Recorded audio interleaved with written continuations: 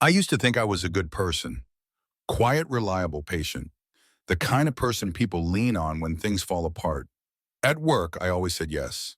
At home, I kept the peace, and friendships I tolerated a lot more than I should have. They said I was kind, thoughtful, strong, but I was also exhausted. Not the kind of exhaustion that sleep fixes.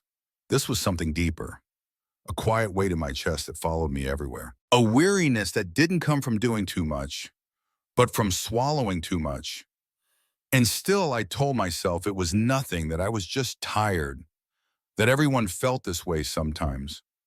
But deep down, I knew better. Something was wrong. I just couldn't put my finger on it. One night, I stayed late at the office trying to finish a design revision. The lights were dim. The city hummed beyond the windows. I heard two coworkers talking near the break room. They didn't know I was there. One of them laughed and said, "Lucas, he'll say yes to anything. He's the perfect doormat." The other one didn't disagree. He just chuckled. And that chuckle hit me harder than any insult ever could.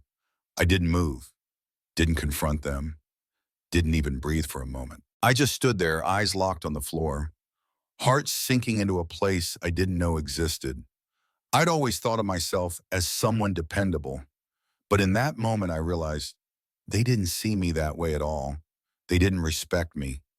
They pitied me. Later that night, I mentioned it to my girlfriend over dinner. She gave me that half smile she uses when I'm being sensitive, babe. She said, "You know they're just teasing.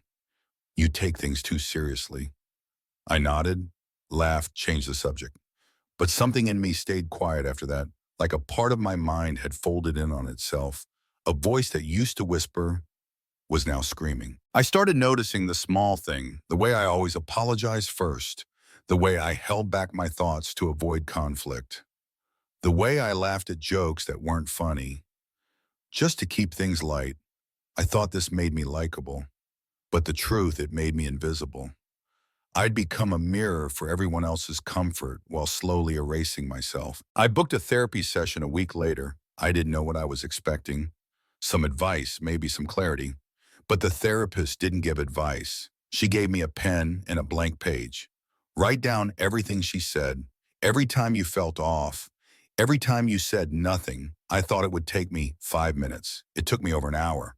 And when I looked at that page, I didn't see memories. I saw a pattern, moments where I'd been mocked, dismissed, overruled. And instead of standing up for myself, I smiled. I thought I was being calm. But the truth, I was afraid of losing people, afraid of being too much, afraid that if I stopped being agreeable, no one would stick around. That night, I sat alone in my apartment, the city buzzing outside like always. But inside, everything felt different. I remembered something I had read from Marcus Aurelius. If you are pained by any external thing, it is not this thing that disturbs you, but your own judgment about it. And for the first time, I understood what he meant. It wasn't the coworker's joke that hurt. It was the fact that I believed it. It wasn't the teasing that crushed me. It was that I tolerated it. That I let myself become the person others could laugh at because it was easier than drawing a line. The next morning, I stood in front of the mirror, not to fix my hair, not to check my clothes, but to look, really look. And what I saw wasn't weakness. It was silence, too much of it. Years of shrinking myself to fit someone else's frame, years of saying it's fine when it wasn't, years of choosing peace over self-worth. I picked up my journal and wrote just one line. Emotional manipulation doesn't always scream. Sometimes it whispers, and we call it love. I didn't know where this road was going, but I knew I couldn't stay where I was because peace that comes from self-betrayal isn't peace at all. That night, I sat on my balcony with a cup of tea, watching the lights blink across the skyline. I wasn't angry, I wasn't sad, I was still. And for the first time in a long time, I didn't feel lost. I felt aware, and awareness is where all Stoic strength begins. The next morning, I woke up before the sun. I hadn't done that in years, not because I had to, but because I couldn't sleep. Something had cracked open the night before, and once it opened, it didn't shut. There's a kind of silence that follows realization. It's not peaceful, it's loud, like your mind replaying old conversation, but This time you're actually listening. I found myself sitting at the kitchen table with a pen in my hand. My therapist had told me to write it all down. Every moment that felt off, every time I said nothing, I thought it was going to be a short list. It turned into a flood. There was the time my boss made a joke in front of everyone about how I never push back because I don't have a spine. I laughed with them. There was a friend who always asked for favors but disappeared the one time I needed help. I said it's okay, I understand. There was the dinner with my parents where I tried to share something important but got interrupted 5 times and never finished my sentence. I stayed quiet, smiled, and passed the salt. It hit me like a punch to the chest. This wasn't a coincidence, this was a pattern. I wasn't just surrounded by disrespect. I'd gotten good at making excuses for it. I told myself they didn't mean it, that I was being dramatic, that being kind meant letting things go, but that wasn't kindness. That was fear in disguise. I looked down at the page, my handwriting growing messier with every line, and I realized something I hadn't dared to admit. Every time I stayed quiet, I was teaching people how to treat me. Later that week, I went back to therapy. I brought the list with me. She didn't even need to read it. She just nodded and asked, "Why did you tolerate all of this?" At first, I didn't know what to say.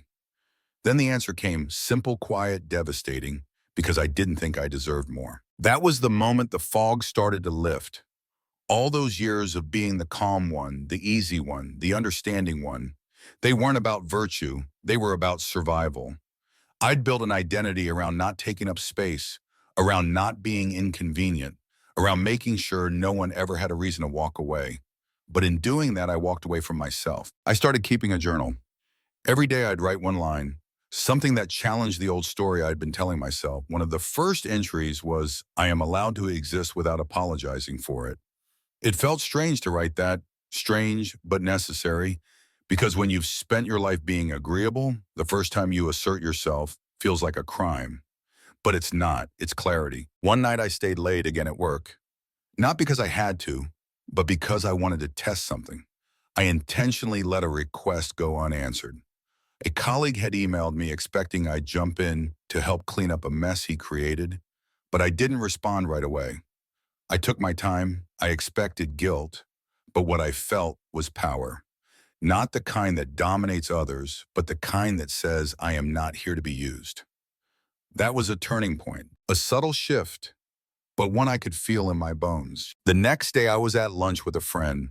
She made a comment about how I always put up with things and that I was too chill to care. I paused, looked at her, and I said, "I used to think that too, but I was wrong." She blinked confused. I didn't elaborate. I didn't need to because I wasn't performing anymore. Not for her, not for anyone. Back home, I reread something from Epictetus. Freedom is the only worthy goal in life. It is won by disregarding things that lie beyond our control. And for the first time, I saw what that meant in my life. I couldn't control what others said or did or thought, but I could control what I accepted, what I tolerated, what I allowed to define me. So I began practicing something simple but powerful. Every time something happened that made me feel small, I asked myself, is this within my control? If it was, I responded with clarity. If it wasn't, I let it go without guilt. It didn't make me cold. It made me conscious. That week, I had dinner with my younger brother. We hadn't talked much lately. He always thought I was the balanced one, the one who never lost his cool. I told him I was starting to unlearn that maybe being emotionally flat wasn't strength, maybe it was numbness. He didn't say much, just nodded slowly. Then he said, "I always wanted to be like you, but maybe now I want to be like the you you're becoming." I didn't know what to say to that, but something settled in me, something that felt true. That night, I wrote a new journal entry. Self-worth isn't built on what others give. It's built on what you stop accepting. And that's the thing, no one tells you. Sometimes strength looks like walking away. Sometimes it sounds like no. Sometimes it means choosing discomfort over dishonesty. I wasn't trying to be the good guy anymore. I was trying to be honest with myself and with the world. As I turned off the lights and lay in bed, I felt that same silence from before. But now it was different. It wasn't heavy. It wasn't foggy. It was clear still. And in that stillness, I whispered to myself, This is what waking up feels like. I used to think that smiling through discomfort was a sign of strength, that if I could laugh along even when the joke cut deep, I was proving how resilient I was. But that was never resilience, it was erasure. Piece by piece, smile by smile, I disappeared. The shift began at work. We were in a team meeting casually throwing ideas around. One of the guys, Tom, leaned back in his chair and said, "Well, if Lucas agrees with everything, we're probably in trouble." Everyone laughed, not just a chuckle, full-on amusement. I forced a grin, like I always did. But inside something clenched. I looked around the room. Nobody thought twice. Nobody noticed the insult buried inside the humor. Except me. Later that day, he passed by my desk and slapped my shoulder. "Just messing with you, man. You're the rock around here." I gave him a nod, but I didn't smile. Not this time. That evening, I sat on the subway staring at my reflection in the window. The city rushed by in a blur. But all I could focus on was that moment in the meeting room. I kept asking myself, why did it bother me so much? It wasn't the joke, it was the expectation that I would laugh, that I would play along. Because if I didn't, I'd be too sensitive or uptight or no fun.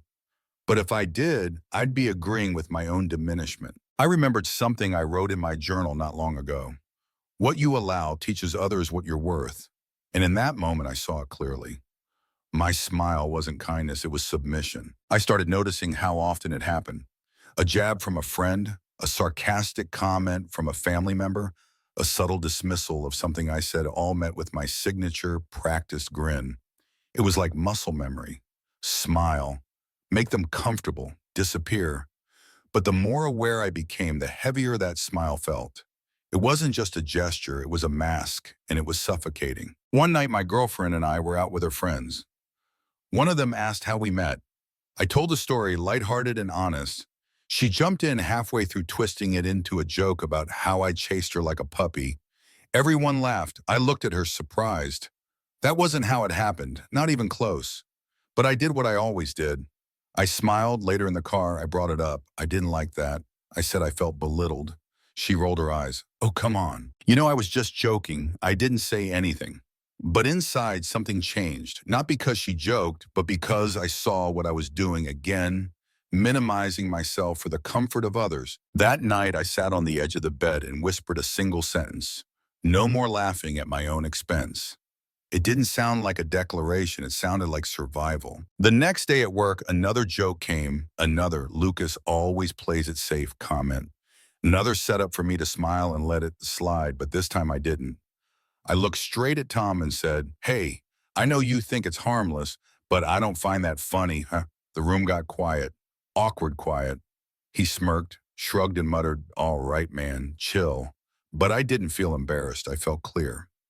That was the first time I had defended my dignity out loud. That evening, I walked home with a strange kind of calm in my chest. Not the usual tension I carried like armor, just calm. The world hadn't ended. People hadn't turned against me, no one screamed, no one walked away. And that taught me something I'd never really understood. Sometimes the danger isn't in confrontation, it's in the story you tell yourself about what will happen if you speak up. I wrote in my journal that night, a joke that costs you your self-worth isn't humor, it's humiliation. In the days that followed, I kept testing the edges. Not aggressively, just intentionally. I started answering honestly when someone asked how I was doing. I stopped pretending to like things I didn't. I let silence hang in conversations instead of rushing to fill the space with laughter. And slowly the people around me started adjusting. Some drew back, some looked uncomfortable, but others, they leaned in. Because when you stop performing, you invite others to be real too. One night I got a message from a coworker I barely talked to. He said, "Hey, I saw how you stood up for yourself the other day. Wish I had that kind of clarity. Respect." I stared at the screen for a while, then typed back. Clarity doesn't come easy, but it's worth it. I remembered a line from Seneca I'd once underlined, but never really understood until now. You act like mortals in all that you fear, and like immortals in all that you desire. I used to fear rejection so much. I acted like it could kill me, but I never feared losing myself until I almost did. So now when people laugh at things that don't feel right, I don't join them. Not because I want to be difficult, but because I don't want to disappear again. And when I smile now, it's real, not armor, not performance, just me. That's the strange gift of Stoicism. It doesn't make you hard, it makes you honest. And sometimes the first truth you have to tell is to your own reflection. I thought the hard part was behind me. I had started speaking up, started drawing boundaries, started saying no without guilt. It felt like progress, like clarity, like finally becoming the version of myself I'd been searching for. But clarity has a strange way of cutting both ways. One afternoon, I sat across from my therapist. She asked me something I didn't expect.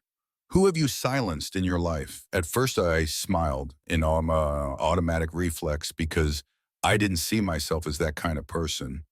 I was the one who got walked over, the one who let things slide, the one who forgave too easily. But she just watched me quiet waiting. So I sat with the question, let it sink deeper, and that's when the memories started to surface. There was a time years ago when my younger brother tried to open up about something that mattered to him. His music. He told me he wanted to drop out of his business degree and go all in on songwriting. I laughed, called it a phase, told him, get real, man. That's not a career. That's a hobby.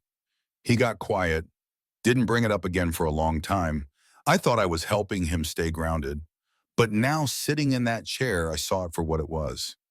That wasn't love. It was control dressed up as concern. Another memory came rushing back. An ex-girlfriend years ago. She used to say I didn't listen, that I always turned things into a joke when she tried to get serious. At the time, I thought she was overreacting. But now, I remembered how I used humor to deflect, to avoid, to dismiss. I wasn't mocking her, but I wasn't hearing her either. And when someone feels unheard long enough, they stop talking. I left therapy that day in a fog. I walked aimlessly through the city, past the cafes, the storefronts, the crowded sidewalks. I felt hollow. Because it hit me, I wasn't just a victim of silence. I had been its architect too. The very behaviors I had condemned in others. I had practiced myself. That night I couldn't sleep.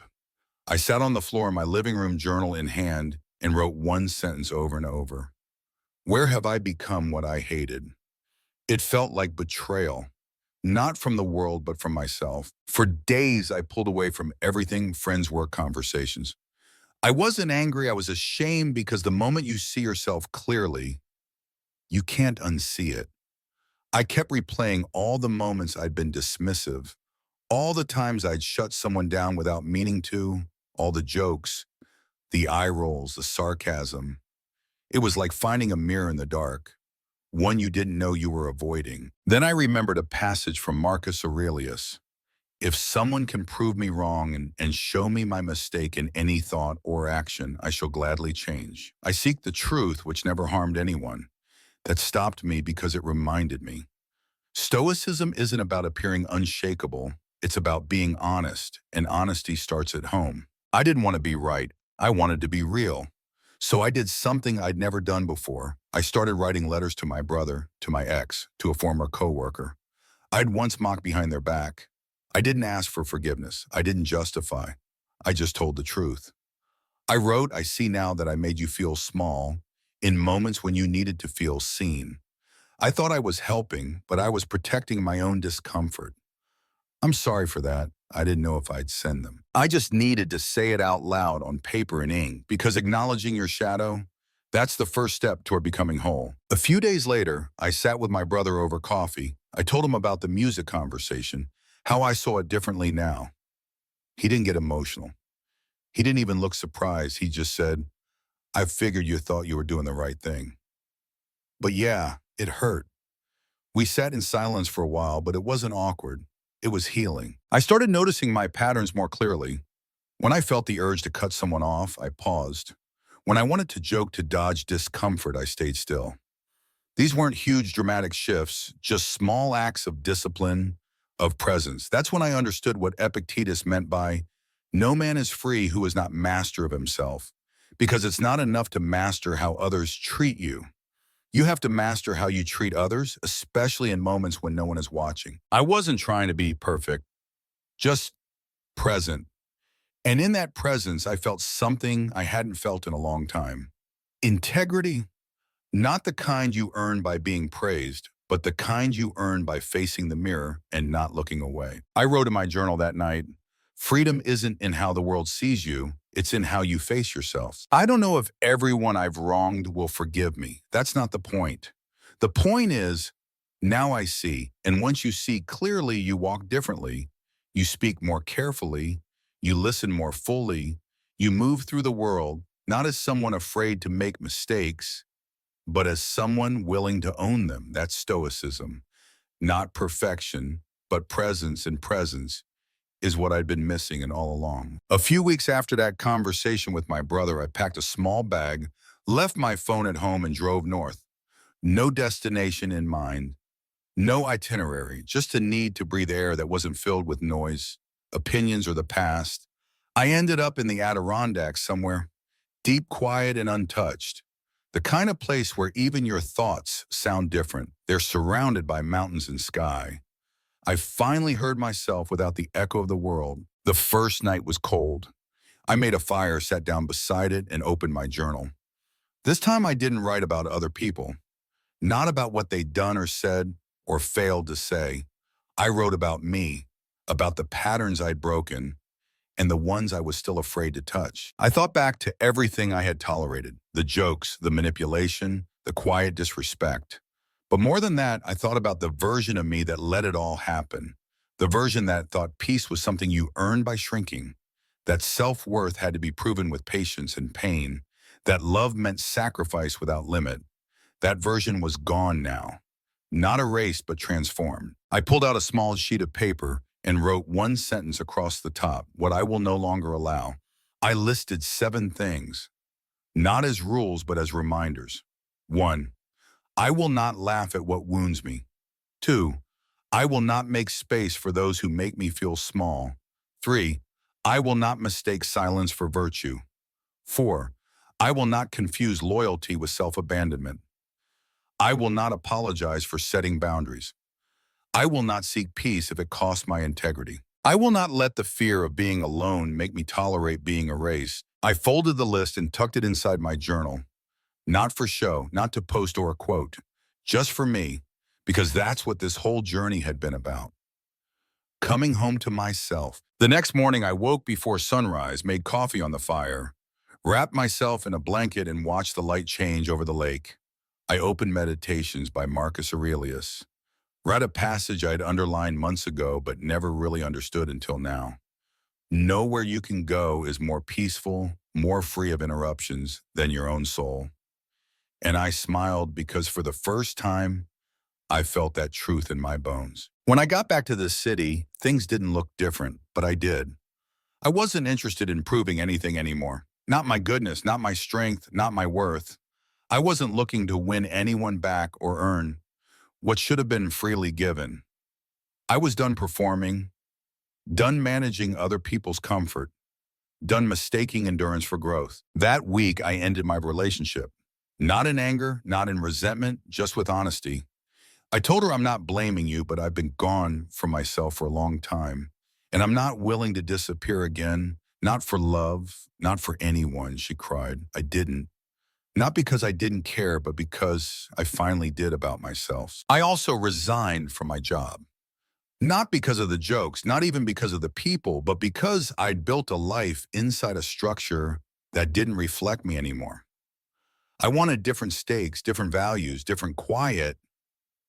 I didn't have a plan, but I had clarity. And sometimes that's more valuable than certainty. I started doing small things, things that made me feel alive again. I called old friends not to apologize, but to reconnect. I played guitar again, started running in the mornings before the city woke up. Every step, every note, every breath felt like a return. One morning, I caught my reflection in a storefront window.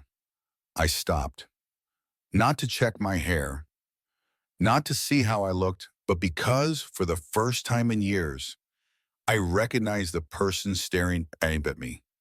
There was no armor in my eyes, no tension in my jaw, no question in my gaze, just peace, the kind you don't borrow from others. the kind you build inside. I remember something I heard once that a Stoic doesn't walk through fire without feeling it. They walk through it knowing it won't define them. That's what this had been. Not a story of winning, but of remembering. Remembering who I was before the noise, before the silence, before the masks. That night I stood on my balcony overlooking the city. It buzzed as always. But inside I was still. I whispered one last entry into my journal. I don't need the world to respect me. I just need to stop abandoning myself. And that was enough. Because here's the thing they don't tell you. The fortress isn't built around you. It's built within you. And once you build it, the world no longer decides who you are. You do.